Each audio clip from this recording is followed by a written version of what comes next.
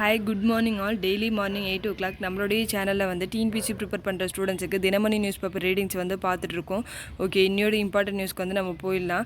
கேரள மாநிலம் வயநாட்டில் நிலச்சரிவு கனமழை ஏற்பட்டதன் காரணமாக நிலச்சரிவு உண்டாகி இது வரைக்கும் 125 பேர் வந்து உயிரிழந்திருக்கிறதா வந்து சொல்கிறாங்க. 90 பேர் வந்து மாயமாயிட்டதாகவும் வந்து சொல்கிறாங்க. இது மீட்பு பணியில் இராணுவம் வந்து தீவிரமாக ஈடுபட்டிருக்கு. நம்மளுடைய தமிழக அரசினுடைய சார்பில் 5 கோடி ரூபாய் வந்து நிதி உதவியும் தமிழக மீட்பு குழுவினர் வந்து கேரளாவுக்கும் வந்து செல்ல போகிறதா வந்து நம்மளுடைய தமிழக முதல்வர் அவர்கள் வந்து சொல்லியிருக்காரு. சரிங்களா? ஓகே, நெக்ஸ்ட்டு பார்க்கலாம். ஒரே ஒலிம்பிக்கில் 2 பதக்கங்கள், மானு பாக்கர் புதிய சாதனை.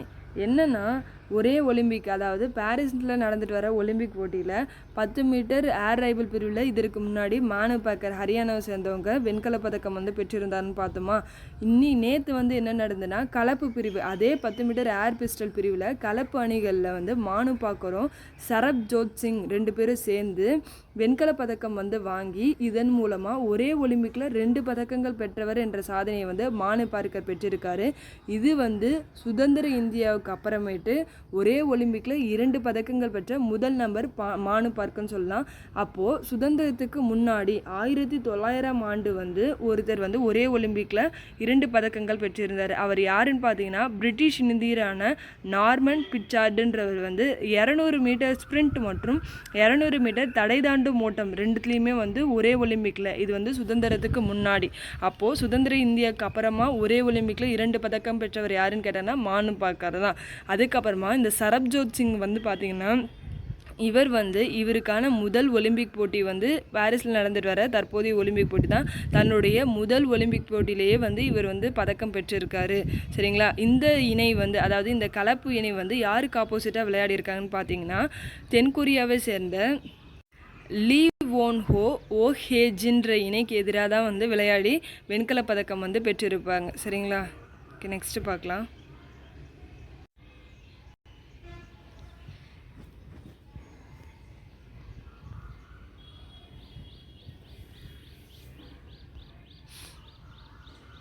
ஓகே, நெக்ஸ்ட்டு இன்னையோட குறளை வந்து வாசிச்சிடலாம். இந்த குறள் வந்து ஆள்வினை உடைமைன்ற அதிகாரத்தில் வந்து நம்மளுக்கு கொடுத்துருக்காங்க. அருமை உடைத்து என்று அசவாமை வேண்டும், பெருமை முயற்சி தரும்.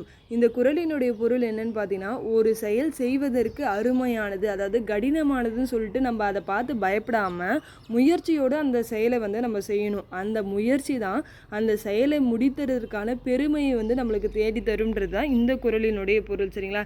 இன்னொரு தடவை வாசிக்கலாமா? அருமை உடைத்து என்று அசவாமை வேண்டும், பெருமை முயற்சி தரும். ஓகே, நெக்ஸ்ட்டு பார்க்கலாம்.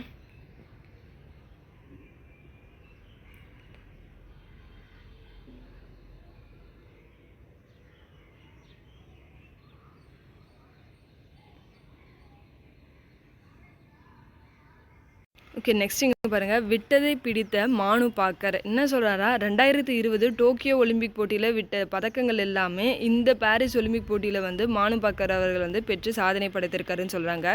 ஓகே, அடுத்தது இம்பார்ட்டன்ட் நியூஸ் என்னன்னு பார்த்தீங்கன்னா, ஒரே ஒலிம்பிக் போட்டியில் துப்பாக்கி சுடுதலில் இந்தியாவுக்கு 2 பதக்கங்கள் பெற்றது இது 2வது முறை. அப்போது இதற்கு முன்னாடி எந்த இடத்துல நடந்திருக்குன்னு பார்த்தீங்கன்னா, 2012 லண்டன் ஒலிம்பிக் போட்டியில் வந்து 25 மீட்டர்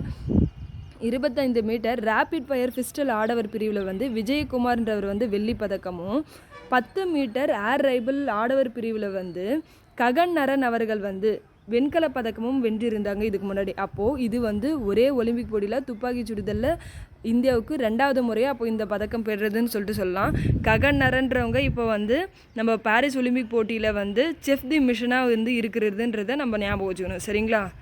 அதாவது இந்திய அணியினுடைய தலைவர், பாரிஸ் ஒலிம்பிக் போட்டியினுடைய இந்திய அணியினுடைய தலைவராக ககன் நரன் அவர்கள் வந்து இருக்காருன்றதை நல்லா ஞாபகம் வச்சுக்கோங்க. சரிங்களா? ஓகே, நெக்ஸ்ட் என்னென்னா, ஒலிம்பிக் போட்டிகளில் 1க்கும் மேற்பட்ட பதக்கங்களை வென்ற இந்தியர்கள் வரிசையில் மானு பாக்கர் வந்து 3வது ஆளாக பெற்றிருக்காரு. அதாவது வேறு ஒலிம்பிக் போட்டியில் ஃபஸ்ட்டு நம்ம சொன்னது வந்து ஒரே ஒலிம்பிக் போட்டியில் 2 பதக்கம் பெற்றவர் சுதந்திர இந்தியாவுக்கு அப்புறம் மானு பாக்கர் தான் முதல்ல. இங்கே என்ன சொல்கிறாங்கன்னா, ஒலிம்பிக் போட்டியில் 1க்கும் மேற்பட்ட பதக்கங்கள், அதாவது வேறு ஆண்டுகளில் நடந்த ஒலிம்பிக் போட்டியில் அதாவது 1க்கும் மேற்பட்ட பதக்கங்களை பெற்றவங்களில் இவங்க வந்து 3வதாக ஜாயின் பண்ணியிருக்காங்க. அப்போது இதற்கு முன்னாடி யார் அந்த 2 பேருன்னு பார்த்தீங்கன்னா, இத்தகைய பெருமை பெற்ற முதல் இந்தியர் யாருன்னு பார்த்தீங்கன்னா, மல்யுத்த வீரரான சுஷில் குமார் தான் வந்து அதாவது 2 பதக்கங்கள் பெற்ற முதல் இந்தியர் வந்து சுஷில் குமார் அவர்கள் தான். அவர் வந்து 2008 நடந்த பெய்ஜிங் ஒலிம்பிக்கில் வெண்கலமும் 2012 லண்டன் ஒலிம்பிக்கில் வந்து வெள்ளியும் வந்து பெற்றிருப்பார். அவருக்கு அடுத்ததாக பிவி சிந்து, பேட்மிண்டன் வீராங்கனை பிவி சிந்து இருக்காங்க இல்லையா, அவங்க வந்து 2016 ரியோ ஒலிம்பிக்கில் வந்து வெள்ளியும்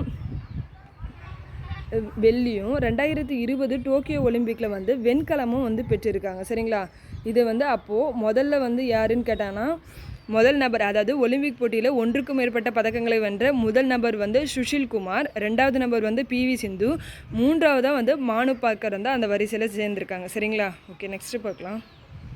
ஓகே, நெக்ஸ்ட் இங்கே பாருங்கள். ரீசெண்டாக வெனிசுலாவினுடைய அதிபர் தேர்தலில் வந்து நிக்கோலஸ் மடுரோ வெற்றி பெற்றதாக தேர்தல் ஆணையம் வந்து தெரிவிச்சிருப்பாங்க. அவர் வந்து 51% வாக்குகள் வந்து பெற்றதாகவும், முக்கிய எதிர்க்கட்சி வேட்பாளரான எட்முண்டோ கான்சாலஸ்ன்றவங்க வந்து 44% வந்து வாக்குகள் பெற்றிருப்பதாக வந்து தேர்தல் ஆணையம் சொல்லிட்டு நிக்கோலஸ் மடுரோ வந்து வெற்றி பெற்றதாக சொன்னதுனால எதிர்க்கட்சிகள் எல்லாமே சேர்ந்து தீவிர போராட்டத்தை அந்த நாட்டில் வந்து நடத்திட்டு வராங்க. சரிங்களா, ஓகே நெக்ஸ்ட் இங்கே பார்க்கலாம். இங்கே பாருங்கள், அந்த வயநாட்டில் வந்து ரெட் அலர்ட் கொடுத்துருக்க பற்றி சொல்லியிருக்காங்க. சரிங்களா, நிலச்சரிவால் பாதிக்கப்பட்டுள்ள வயநாடு, மலப்புரம், கோழிக்கோடு, கண்ணூர் ஆகிய மாவட்டங்களில் மிக கனமழை எச்சரிக்கை குறிக்கிற சிவப்பு எச்சரிக்கை, அதாவது ரெட் அலர்ட்டை வந்து நம்மளுடைய இந்திய வானிலை ஆய்வு மையம் வந்து கொடுத்துருக்காங்க. அங்கே இருக்கிறவங்க எல்லாருமே பாதுகாப்பாக இருக்கணும்னு சொல்லிட்டு வேண்டிக்கலாம். சரிங்களா, ஓகே நெக்ஸ்ட்டு பார்க்கலாம். ஓகே ஃப்ரெண்ட்ஸ், இன்னோட இம்பார்ட்டன்ட் நியூஸ் வந்து இதோட கம்ப்ளீட் ஆகுது. Thank you all.